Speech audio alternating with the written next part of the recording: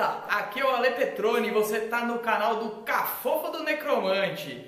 Hoje a gente vai dar 7 dicas para os mestres de RPG. Aquele cara que fica atrás do escudo ali, rolando alguns dados, criando as aventuras dos jogadores, né? Para daí os jogadores pegarem e arranjarem confusão na taverna.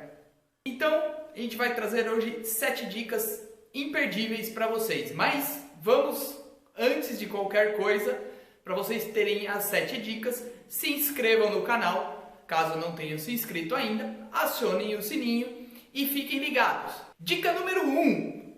Crie um gancho de aventura conforme o nível do grupo.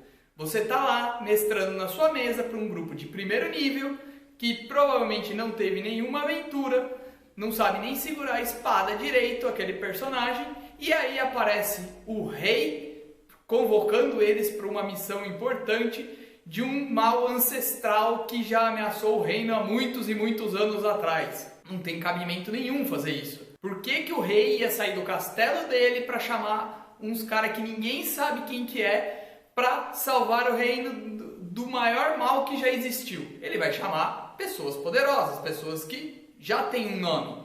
Então, pense um pouco menor. Coloque alguns personagens com uma certa importância, mas que não seja o rei ou aquele mago super poderoso. Por que o mago super poderoso vai chamar esse pessoal de primeiro nível? Não vai, ele mesmo resolve, né? Então, pensem em algumas pessoas assim como o chefe da guarda, por exemplo, algum governante de uma pequena vila, um fazendeiro, um comerciante. Pode ser o comerciante mais importante, pode ser um comerciante talvez intermediário aí para começar a dar uma fama para os personagens. Tá? Então, faça conforme o nível que eles estiverem. Não adianta você pôr algo muito grande para pessoas que estão iniciando. Número 2. Tenha anotações. Você vai fazer anotações dos lugares, NPCs. É legal você também ver quais regras de combate de repente você vai precisar, alguma regra diferente. Deixa anotada a página do livro ali do lado para ficar fácil na hora de você acessar. Se algum NPC for usar magia, deixe as páginas das magias para ficar fácil o acesso para vocês.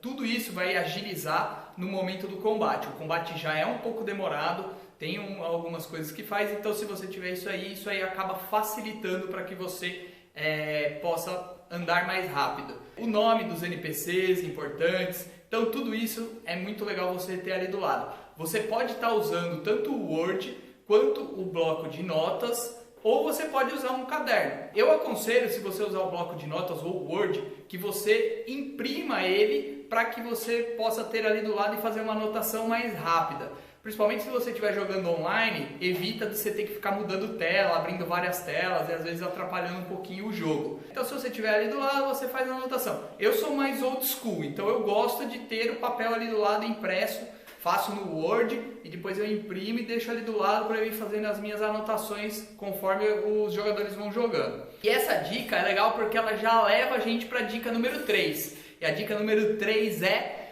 lista de nomes. Pode parecer uma besteira, tá? Mas não é. Faça uma lista com 10 nomes masculinos e 10 nomes femininos. Isso aí vai salvar a sua pele. Porque você pode ter certeza que seus jogadores vão perguntar o nome de um NPC que você nem imagina. E aí essa lista vai te salvar. Pode ser o nome do taverneiro que você não pensou porque ele não era importante. Para você ter uma ideia, numa das sessões, os meus jogadores perguntaram o nome de quem estava conduzindo a carruagem que ia levar eles. Ou seja, tipo, uma pessoa que não tinha nada a ver com a história, eles quiseram saber o nome daquele NPC. Tá? E essa lista salva a tua pele. Dica número 4. A gente tem aí a descrição. O que é essa descrição? Quando você for fazer os principais locais aonde os personagens vão passar, é legal você ter uma descrição sobre o local. sobre o que acontece, se ele tem iluminação, qual é a iluminação que tem, o que eles conseguem enxergar, se tem algum cheiro característico, se tem algum som característico, por exemplo, de água correndo, de água pingando, som de qualquer coisa que você achar importante para a história. Não precisa descrever detalhe por detalhe, pedra por pedra da sala, de todas as salas, de todos os corredores. É importante você dar uma visão geral para eles poderem imaginar o local que eles estão entrando. O legal é você ter um meio termo entre uma coisa e outra, você descrever de modo que eles se sintam nesse ambiente, mas que também o jogo não perca a velocidade, que não perca o andamento. Se você fica descrevendo detalhadamente cada pedra, cada coisa que tem ali, não vai fluir. As pessoas podem de repente ficar entediadas. Claro, tem grupos e grupos, tem jogadores que às vezes gostam disso. Uma coisa interessante nessa hora para melhorar um pouquinho o jogo, para ele ficar mais interessante. Se você faz uma descrição da sala onde tem algo importante e naquele local você colocou uma passagem secreta, digamos por aí, você faz uma descrição da fonte e tudo mais, e os jogadores se tocam que ali tem que ter uma passagem secreta, eles vão procurar direto na fonte, porque você descreveu ela muito. Então você chamou a atenção deles para essa fonte. Então o que é interessante num caso desse? Vamos dizer que a fonte fosse o lugar para abrir a passagem secreta. Você descreve a fonte, mas descreve, por exemplo, uma estátua, ou então uma parte onde tem um mato, ou um corpo caído, não sei. Outros detalhes da sala. Você coloca outras informações na sua descrição que não tem, às vezes, relevância nenhuma, tá? Não vai modificar nada. Por exemplo, se mexerem na estátua não vão encontrar nada, não vai ter nada. Mas para quem é o personagem e não sabe a aventura, ele vai ficar na dúvida. Eu tenho que procurar na estátua, eu tenho que procurar na fonte, é no corpo, é naquele mato, é numa outra parede, não tem nada a ver com nenhum dos 4 itens que você descreveu. Ele não vai saber. E isso faz com que o personagem entre um pouco mais no jogo. Isso ajuda a prender a atenção também dos jogadores. Então é legal vocês fazerem isso. Faz aí uma descrição e confunda mesmo um pouco os jogadores. Não dê tudo de mão beijada para eles. Não deixe fácil para eles saber o que tem que fazer. Então vamos lá para a dica número 5. Mapas. O que são os mapas? Você pode fazer um mapa do lugar onde os jogadores vão. Rascunhar num papel, não precisa estar fazendo nenhuma grande coisa. Mas se você quiser dar um passo acima, deixar isso mais interessante e os jogadores e vocês gostarem, também existem programas de computadores onde você pode fazer mapas. Por exemplo, o Incarnate, o Dungeon Studio Painter. Então você pode estar usando. Isso não foi um jabá, tá, galera? Não é jabá, não estou vendendo nada, não estou vendendo esses programas. Eu estou falando porque eu uso eles e o Dungeon, ou DPS, como ele é conhecido, você tem que pagar ele dentro da loja da Steam, tá? Então é uma dica aí que fica para quem quiser. Ele tem um custo bem acessível, tá? Se eu não me engano estava R$30, quando eu comprei era R$27, R$28, não sei quanto está agora atualmente, tá? Quando eu estou gravando esse vídeo, mas se vocês tiverem interesse, procurem lá. O que é legal de você ter um mapa? Primeiro, facilita para os personagens se localizar dentro do jogo. Às vezes você descrevendo, às vezes algum jogador não tem tanta facilidade para imaginar toda a cena, e isso facilita com que ele veja onde ele está, onde estão os monstros ou armadilhas ou o que quer que seja que você esteja colocando para eles. Então, você pode fazer isso, por exemplo, nas mesas presenciais, se você quiser, pode imprimir esse mapa que você fez no computador ou mesmo à mão, por exemplo, num A3 e colocar na mesa aberta, fica de um tamanho bem maior e você pode mover as figuras dentro desse mapa. Interessante que daí você já imprime eles quadriculados. Também tem um custo baixo, não é um custo alto, não é uma coisa absurda. Então, se vocês tiverem interesse, também é uma opção para se fazer. A outra opção é você jogar online através de uma plataforma como o Roll20, por exemplo, e você pode colocar o mapa lá, tá? Então você pode criar esse mapa, você pode buscar na internet esse mapa, ou você pode às vezes comprar esse mapa de pessoas que produzem isso. Tem alguns artistas aí na internet que produzem mapas para que você possa usar no jogo. Um detalhe legal é que aquele mapa que você desenhou à mão também pode ir para o computador online, tá? Se você escanear esse mapa, né? Usar um scanner, joga para lá e o quadriculado fica do próprio Roll20, por exemplo, para você poder movimentar as peças. Então você também pode usar o que você rascunhou ali.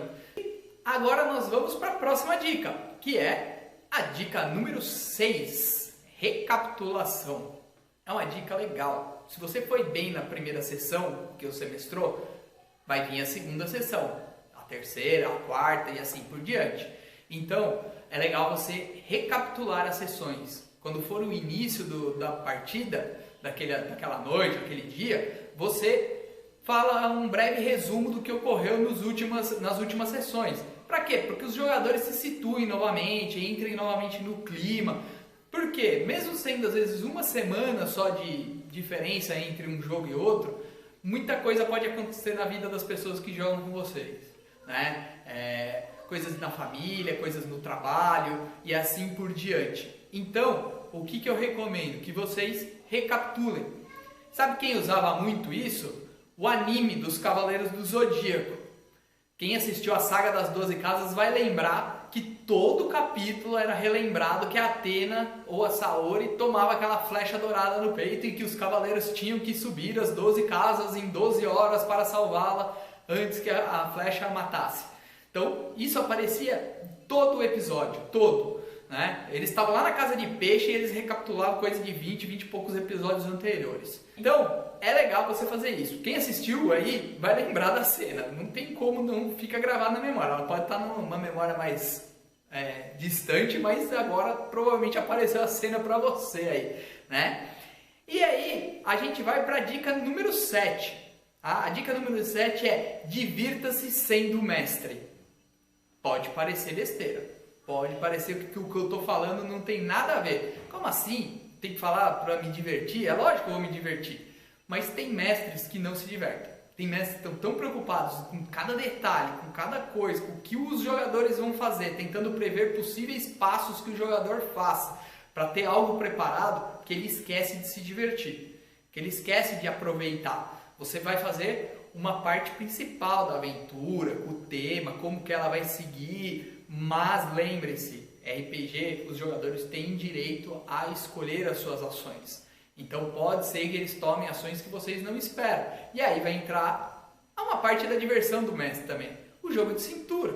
Você vai estar jogando um pouquinho, aprendendo, fazendo o que você pode estar fazendo para que eles sigam para o gancho de aventura que você colocou. Em outro vídeo eu vou estar falando sobre isso. Então é importante que vocês se divirtam. Tem alguns jogadores que acreditam que o mestre não deve se divertir, que o mestre está ali para fazer os jogadores se divertirem. É verdade, em certa parte, não em tudo.